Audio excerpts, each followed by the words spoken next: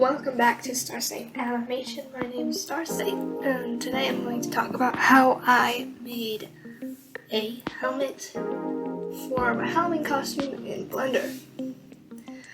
Yeah, this video was supposed to be for October, and yeah, it's clearly December. And I'm finally getting around to it because I have another video I want to make soon. But I have to do this first, my October video in December.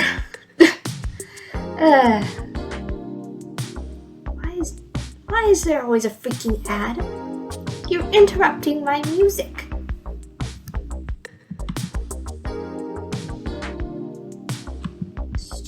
Stupid ads. So many ads on YouTube, I just swear. Continuing on after the ad break. So basically this is going to be how to take 3D models in Blender and use them for cosplay. Basically. Making pieces of costumes, goodness sakes, I can talk today. Using your Blender 3D skills and other skills. So there's gonna be two parts to this video, but to start, we need to activate the add-on that will make it possible. So in Blender, go to Edit, Preferences, and in the search bar, type PDF. You should see a add-on that says Export Import PDF Paper Export Add-on. Enable that. That will allow you to export any model as a PDF version of it. I found this by watching Daniel Craft's 100 Blender add-ons, 100 plus Blender add-ons video. So I would definitely recommend checking that out if you haven't. The add-ons in that are great for any Blender user, and you might find a new one. I personally recommend Node Wrangler and Bagify. Both are great. Not sponsored or anything. They're both great. I use them both.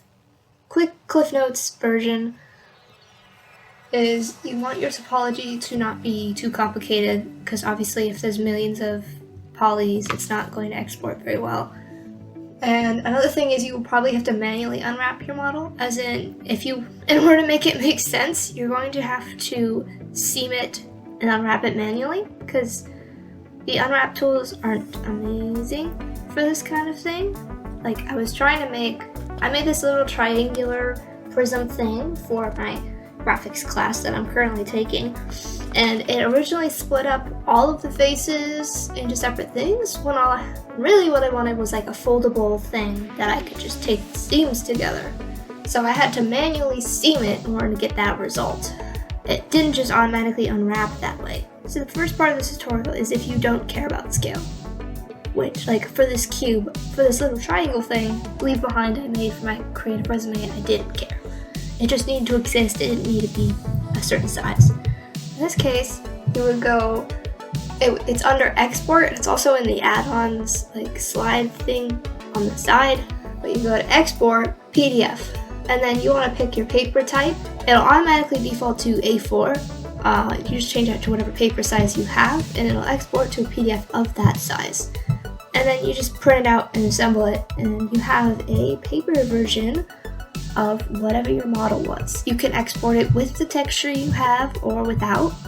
For cosplay items, obviously you'd want to do without.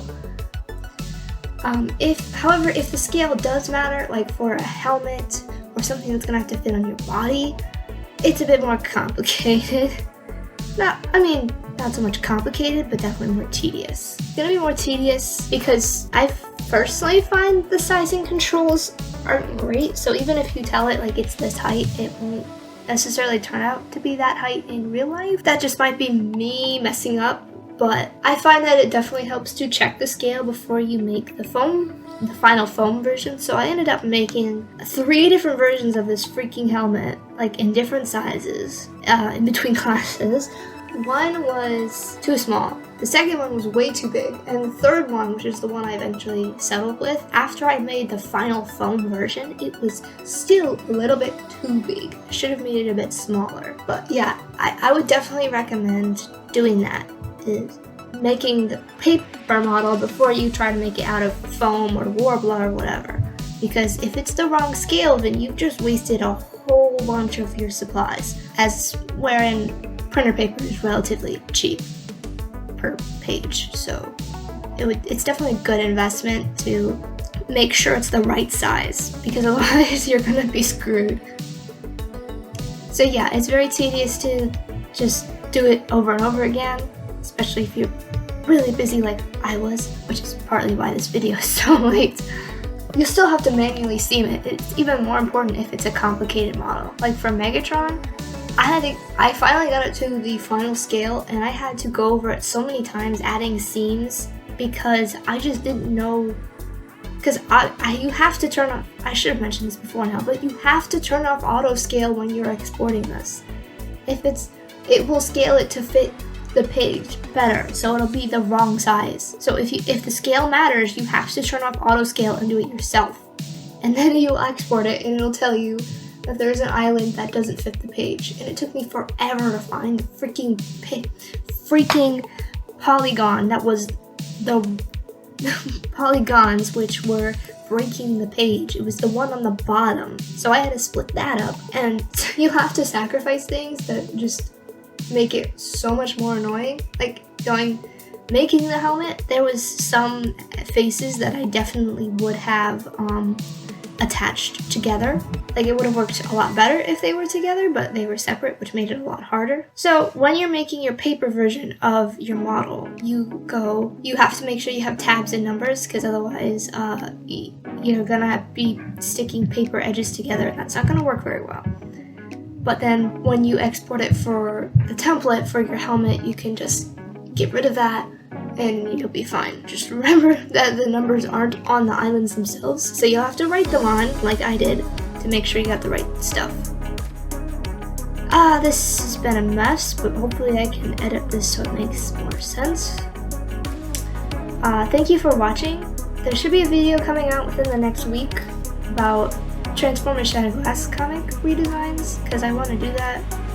Character design is an important part of animation, and I want to talk about that on this channel, even in this limited concept where I just redesign already existing characters for fun more than anything.